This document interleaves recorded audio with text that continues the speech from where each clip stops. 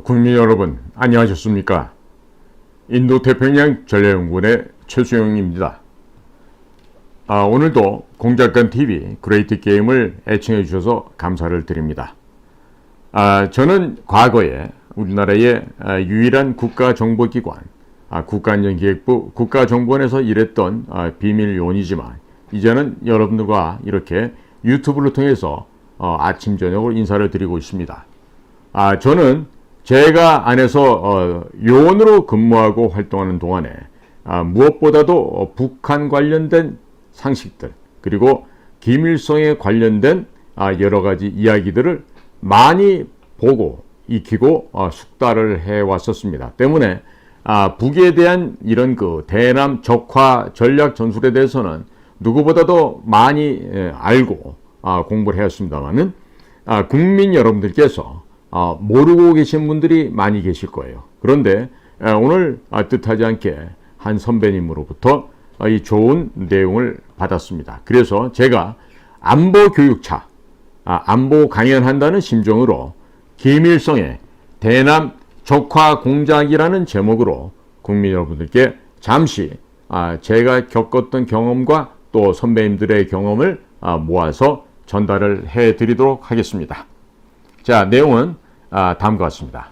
88 서울올림픽 개최 3주 전인 1988년 8월 하순 노태우 대통령은 여러 대학의 젊은 교수 10여 명을 청와대로 초빙해서 오찬하는 자리에서 이런 말을 했다고 합니다. 일본의 조총련이 1980년 이래 해마다 평균 2,400억 원의 자금을 한국에 보내오고 있습니다. 최근 8년간 약 2조 원의 돈이 들어왔는데 이 돈의 대부분은 대학운동권의 지원 자금으로 쓰이고 있습니다. 자, 그러자 서울대학교 S 교수가 질문을 했습니다. 구체적으로 어떻게 쓰이고 있습니까? 노태우 대통령의 답변은 여러 갈래로 쓰이고 있지만 그 중에서도 가장 우려되는 것은 우수한 학생들을 집중적으로 훈련시켜 언론계에 침투시킨다는 것입니다. 80년부터 현재까지 약 800명이 신문, 방송사에 침투해 있습니다. 매년 평균 100명꼴로 김일성 주체 사상을 신봉하는 젊은이들이 각 언론사에 침투되고 있는 셈이죠. 자, 질문한 S 교수는 말을 잇지 못합니다. 그러면서 노태우 대통령은 올림픽을 끝낸 뒤에 뭔가 조처를 해야 하겠는데 라면서 뒷말은 흐렸다고 하죠. 자, 당시 고려대학교의 한 교수가 대통령의 말을 들으면서 8월 초순 안기부 요원이 연구실로 찾아와서 고려대학에서 활동 중인 주사파 학생들의 계보도를 보여주던 일이 떠올랐다라고 했습니다.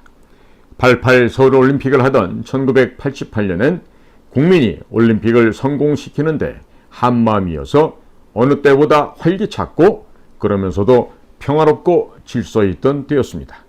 그런데 대학가는 붉게 물들어 반한 정서가 무르익어 가고 있었습니다. 왜 대학은 붉게 물들어 가고 있었을까? 이것 역시 5.18의 산물이라는 것은 놀라움으로 되돌아 보아야 할 일입니다. 5.18 사태 직후 김일성 집단은 처녀 젖가슴을 도려내고 임산부의 배를 대검으로 찌르는 등의 사진을 만들어서 대한민국을 인민 학살 정권으로 몰아 때마침 열리는 IPU 국제의원연맹 총회에서 한국 국회를 축출하는 공작에 활용한 바 있었습니다. 당시 한국도 국회 대표단을 구성해 북이 다녀간 나라들을 돌면서 이렇게 설명을 했습니다. 광주 사태란 대모 군중도 무장해 있었던 폭동이었다. 전문적으로 훈련된 집단이 주도한 폭동이었지만 군중은 다수가 시민이어서 군은 무력 사용을 절제했고 이 때문에 진압의 위험이 따랐고 군의 희생이 컸다. 북이 배포한 사진은 90%가 북에서 연출해 만든 가짜 사진이다. 무장 대치했던 10일간의 소요에서 인명 손실이 160명 선에 그쳤다는 것은 군이 무력 사용을 최대한 억제했다는 살아있는 증거이다. 학살이라는 단어는 당치도 않다. 이 사태를 조종 지도한 것으로 보이는 잘 훈련된 북한 공작원에 대한 조사는 현재 진행 중이다. 제3진영으로도 불리던 나라들도 한국 대표단의 이런 설명을 이해하고 받아들이게 되었습니다. 이래서 북한 괴뢰의 한국 국회의 IPU 축출 공작은 꺾이게 되었습니다. 그러나 이 사진을 활용한 대남 공작을 정부는 놓쳤습니다. 왜 그리 허술했을까요? 1970년대에 들어서면서 북의 간첩 작전이 군사기밀 탐지 못지않게 남한 적화 공작으로 주력을 옮기고 있었지만 한국의 관계기관들은 그 부문엔 얻었던 것일까요?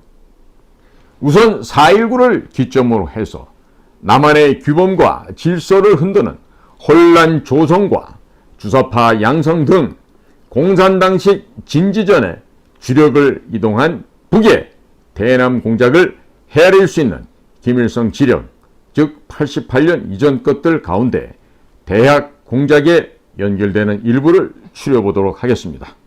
우선 1973년도입니다. 남조선에는 고등고시에 합격만 되면 행정부, 사법부에 얼마든지 잠입해 들어갈 수가 있다. 머리가 좋고 확실한 자식들은 데모에 내보내지 말고 고시 준비를 시키도록 하라.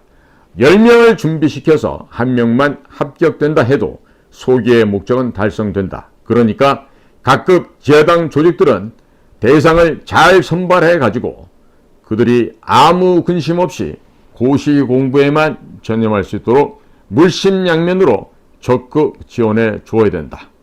이것이 1973년 4월 대남 공작원들과의 담화에 있었던 이야기입니다. 자, 다음은 1972년도에 나왔던 이야기입니다. 우리 북반부에서는 민간단체는 없지만 남조선에는 그 이름도 잡다한 민간단체가 수없이 많다. 그 가운데에는 우리 측이 만든 민간단체도 적지 않다.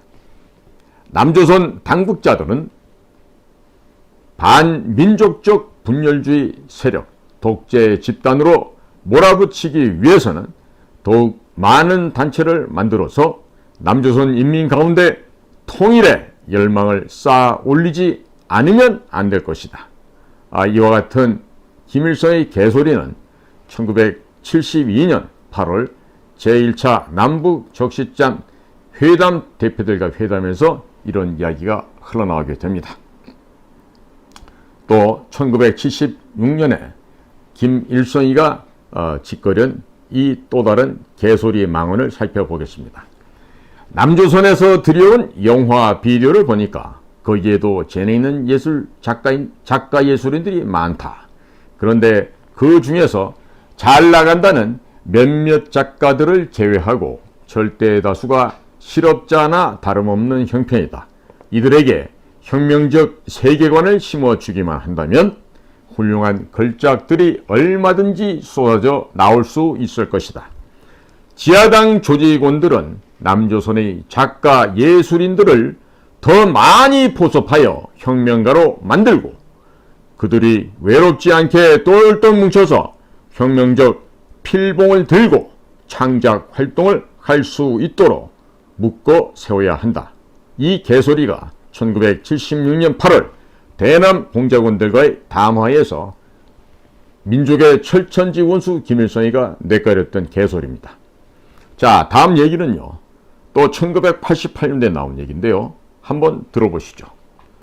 과거에는 학생들에게 군 입대를 기피하도록 선동했지만 이제는 그럴 필요가 없다. 남조선의 사회 환경이 달라졌고 학생들의 의식도 달라졌다. 남조선 군대가 식민지 고용병들이고 또 군대의 위상이 떨어졌기 때문에 이제부터는 오히려 자원 입대하도록 적극 교양해야 한다. 대국군 공작을 보다 성공적으로 벌여나가기 위해서는 학생운동에서 검열되고 단열된 핵심들을 일단 입대시켜서 그들로 하여금 동료 사병들을 의식화하고 포섭하도록 해서 군대 내에 조직을 부단히 확대시켜 나가야 된다. 자, 이런 김일성의 개소리는 1988년 8월 대남 공작원대과의 담화에서 나오게 됩니다. 이처럼 김일성 훈령은 1973년 고시준비생 포섭에서 1988년엔 대학생을 군에 입대케 하여 동료 병사를 의식화하는 데 활용하라는 이점까지 진전되어 있다는 것이죠. 김일성에게 충성을 서약한 주사파 학생들이 대학생 대부분의 의식화에 성공했다는 보고를 사실로 받아들인 김일성의 훈령입니다. 김일성이 남한 대학에 대한 진단은 착오가 아니라 하겠습니다. 88년 무렵 남한의 대학은 주사파가 장악하고 있었습니다. 남한의 대학을 붉게 물들인 그 출발은 5.18의 사진이 큰 몫을 담당하였습니다. 북이 제작한 5.18의 사진들, 군인의 학살이라고 할 그런 끔찍한 사진들은 대학 입시 준비하느라 소설 하나도 읽지 못했던 사회성 제로의 대학 신입생들의 대한민국에 대한 사랑과 믿음을 깡그리 앗아가고 그들 가슴에 몸서리칠 정도의 지독한 미움, 조국과 정치, 경제 지도부에 대한 불신과 분노를 심었습니다. 북한 괴뢰의 정치 선동, 남한 주사파의 선동은 남한을 지옥으로 그려내고 있습니다. 대한민국을 깨우고 일궈낸 주류 세력을 독재, 부패, 억압, 착취, 친일, 친미 등 거짓과 모략으로 깎아내리고 가진 자와 못 가진 자 간의 대립과 증오를 키우게 하였습니다.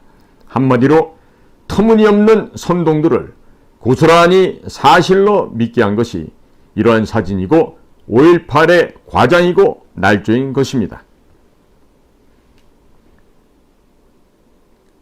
김일성의 충성을 맹세한 주사파가 어린 신입생들을 그 무렵 유행하던 MT, 멤버십 트레이닝이란 이름으로 세뇌하는 것은 이래서 일도 아니게 매우 쉬웠습니다. 자, 노태우 대통령 당시에 이런 대학의 실정을 얼마쯤 알고 있었을까요? 자, 당시 보면은요, 국정원장까지 했던 김만복이라는 사람이 당시 학원과에 근무를 하면서 서울대학교에 몰래 들어와서 서울대학교 학생들 꼬셨죠. 그리고 그때 김만복의 마수거리에 넘어갔던 서울대학교 학생들도 김만복이 시키는 대로 협조를 했죠. 일종의 말하자면 협조자. 우리가 전문용어로 말하면 뿌락지입니다. 그런데 그런 식으로 김만복이 손을 거쳤던 자들이 나중에 되면은 국가안전기획부 시절에 소위 공채 과정을 통해서 입사를 하게 되죠. 자, 그러니까 이 나라가 과연 당시만 해도요, 이 공산당 빨갱이들의 실상에 대해서 우리가 놓쳐버렸던 게 적지 않았던 것 같습니다. 되돌아보면 놓친 것들이 너무 많이 쌓여 있습니다. 예를 들어서 5.18의 진실을 알리는 보도를 통제했던 것도 큰 실책이죠. 그래서 주사파는 5.18을 마음대로 과장하고 날조를 해서 잔인한 우리 대한민국 군대가 저지른 학살로 몰고 갔고, 또 대부분의 학생들은 이것을 사실로 받아들였습니다. 자, 광주 사태에만 그치지 않았습니다.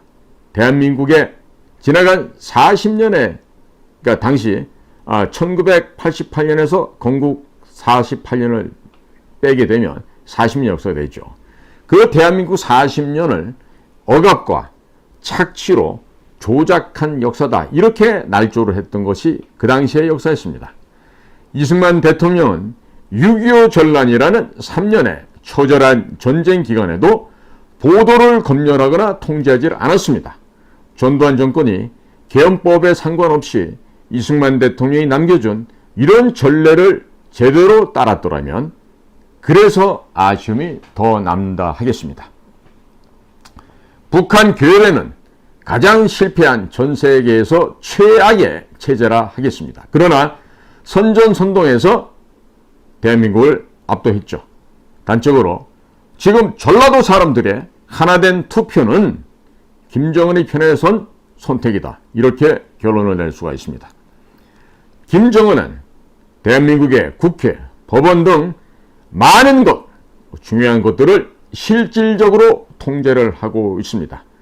단적으로 박근혜 대통령 탄핵의 진짜 배우는 북쪽 성향이들, 그 가운데서도 김정은이라는 진단도 있음을 잊지 말아야 할 것입니다. 그들의 지령을 받은 게 누구다? 민노총이다. 그리고 입법부내에서 박근혜 대통령을 탄핵시키는 데 앞장섰던 것들이 당시 한나라당, 지금 현재 국힘당, 권성동, 장제원, 이와 같이 유승민, 그리고 김무성, 이해운, 또 나경원, 이런 자들이 총 62명이나 등 뒤에서 박근혜 대통령의 칼을 꽂았던 그런 자들도 다 이들의 아류라 하겠습니다.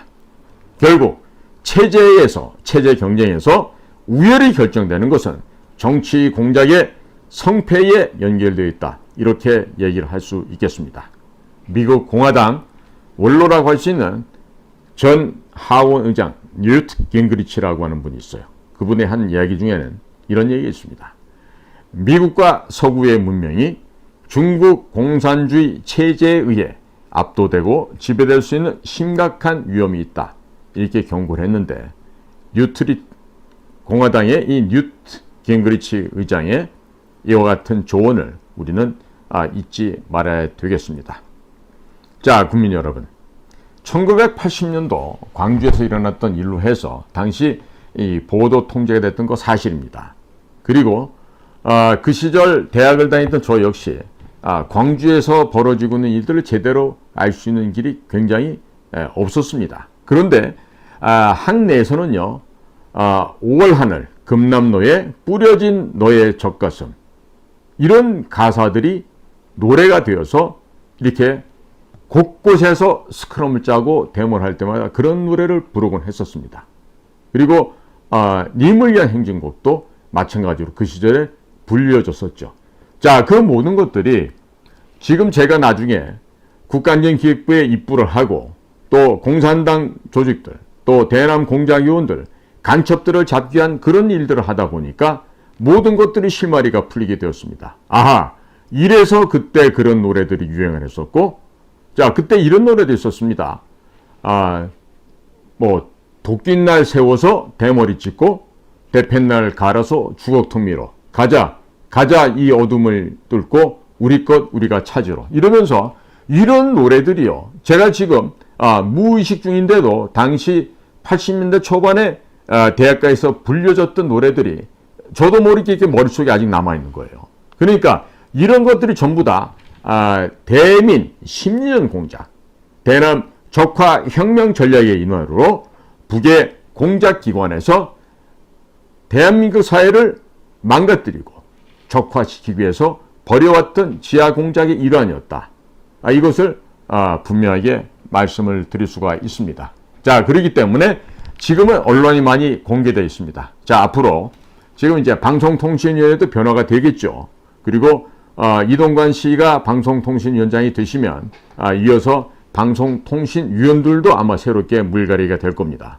그런데요, 제가 최근 들어가고 정말로 보지 못해야 될 걸 봤어요. 봤더니 방송위원으로 선발된 한 분이 있어요. 지금 여성분이시고 굉장히 그 전장을 누볐던 종군 기자로서 명성을 날리셨던 분인데, 자, 그분이 해외에 나가 있는 기간 동안에 뭘 어떻게 했다라고 막 거짓말로 그분을 갖다 폄하하는 그런 얘기들이 나와요. 실명은 제가 까죠. MBC 사장까지 한 이진숙 여자 기자입니다. 이 이진숙 기자는 그야말로 그 과거에 이라크가 쿠웨이트 침공했을 때 90년대 초반이 됐죠. 그리고 또 2000년대 초반에 또 제2의 이라크 전쟁이 벌어졌을 때, 이럴 때 남성들도 갈 수 없는 전장터로 누비면서 종군 현장에서 취재를 해서 그 보도를 했던 사람이죠. 이 기자 정신이 살아있는 그런 기자예요. 그리고 굉장히 그 지적 수준도 높고 판단력도 굉장히 정확하신 분으로 알고 있는데, 자, 그분이 해외에 나가 있는 기간을 갖다가 안에서 무슨 소위 말해서 그 정권의 앞잡이 노릇을 한 것처럼 이렇게 거짓말로 기사들을 만들어서 또 사진을 만들어서 그렇게 살포라고 해서 이게 바로 좌파 애들이에요. 왜 그러겠어요? 이 이진숙 기자 같은 분들이 방송통신위원회에 정규 위원으로 들어가잖아요. 두렵지 않습니까? 두려워요. 지금까지 자유우파 유튜버들을 탄압을 하고 광고도 못 붙이게 하고 조회수도 조작하고 또 한국인터넷진흥원과 함께 그런 협작을 해왔던 게 이게 다 들통나지 않겠어요? 예? 구글 코리아도 마찬가지고 모든 안에서 저질러왔던 좌파 좌익 세력들의 그런 범죄 행각들이 드러나게 되겠죠. 자, 그러니까 이제 거의 발악 수준을 하고 있습니다. 그런데 지금 앞서서도 제가 얘기했지만 윤 대통령도 본인이 할 수 있는 부분만 하고 있는 게 좋을 거예요. 선택과 집중을 해서 적어도 이 방송가, 언론가, 이쪽의 언론계는 반드시 때려잡아야 됩니다. 그리고 지금 김일성이가 지령을 내려서 우리 사법부를 장악했다는 게 나오고 있죠. 자, 거기에 해당된 자들이 지금 민변이라는 조직으로 구성이 되어 있고 가장 대표적으로 할 수 있는 게 경기고등학교 70회 출신이면서 민주사회운동을 하다가 또 무슨 서울시장 하다가 갑자기 북쪽 애들이 보낸 손에 얻어맞아 죽어버린 박원순이라는 자가 있어요. 그 박원순이가 경기고등학교 70회인데 그 70회 같이 다녔던 분들 이야기를 들어보면요. 박원순이는 고등학생 시절부터 이상했던 자예요.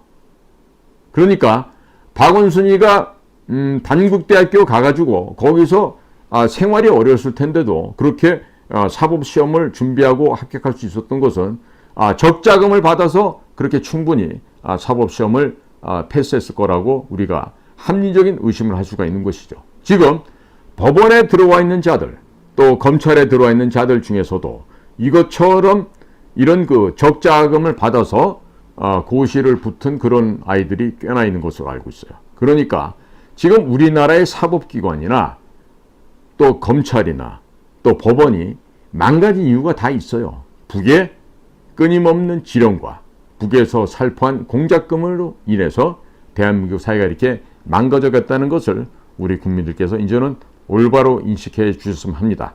사실 이런 내용들은요. 저는 국가안전기획부의 정규과정 공채로 입사를 하면서 선배님으로부터 또 안에 있는 각종 자료를 제가 스스로 공부하면서 북의 실상을 정확히 파악했죠. 더더군다나 저는 황장엽 씨와 최초로 대화를 나눴던 우리 요원들 중에 제가 첫 번째 사람입니다. 그런데 그 황장엽 씨로부터 들었던 말씀 가운데 많은 게 있어요. 많은 게 있고 지금 제가 얘기를 하게 되면 다칠 사람들도 많이 나오기 때문에 제가 입을 함부로 안 열리지만 이것만은 제가 알려드려야 되겠어요. 당시 황장엽 씨가 저희 북경 영사관에 잠시 피신해 있을 때였는데요. 저더러 그러더라고요. 우리 선생께서는 북조선을 어떻게 생각하는가?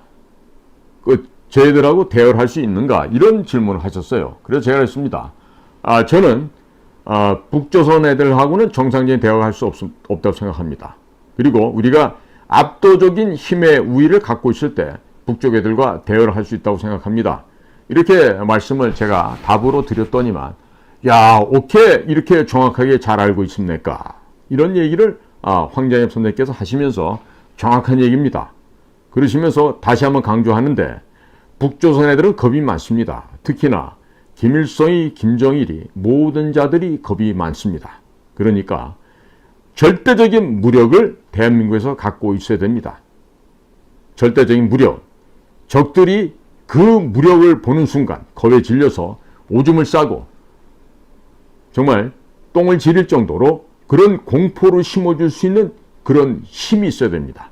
그래야만 북쪽 아이들과 정상적인 담화를 나눌 수가 있습니다. 그러면서 저에게 굉장히 높이 평가 칭찬을 하시면서 꼭 우리 선생 같은 분들이 북조선을 해방시켜 주기 바랍니다. 그리고 저도 북조선을 해방시키기 위해서 주체사상을 제일 먼저 개창했던 사람으로 제가 지금 나와서 남조선까지 오게 됐습니다. 이런 얘기를 해주셨던 걸 제가 기억하고 있어요. 자, 그러니까 지금 일각에서 나오는 여러 가지 얘기가 많습니다. 간첩과 관련된 얘기들. 근데 그것은 정말로 일할 수 있는 국정원장이 오시면 제가 직접 한번 만나서 충고를 드리죠. 그런데 지금 같은 상황에서는요, 저 무지랭이들, 일도 안 해본 책상물림들, 그리고 공작 기본 계획서 한번 안 써보고 미국만 왔다가 했던 저런 사람들이 있는 동네 가서는 얘기해봤자 차라리 우리 뒷집에 있는 황구한테 가가지고 족발 뼈다귀 하나 던져주면서 대화를 하는 게 훨씬 낫겠죠.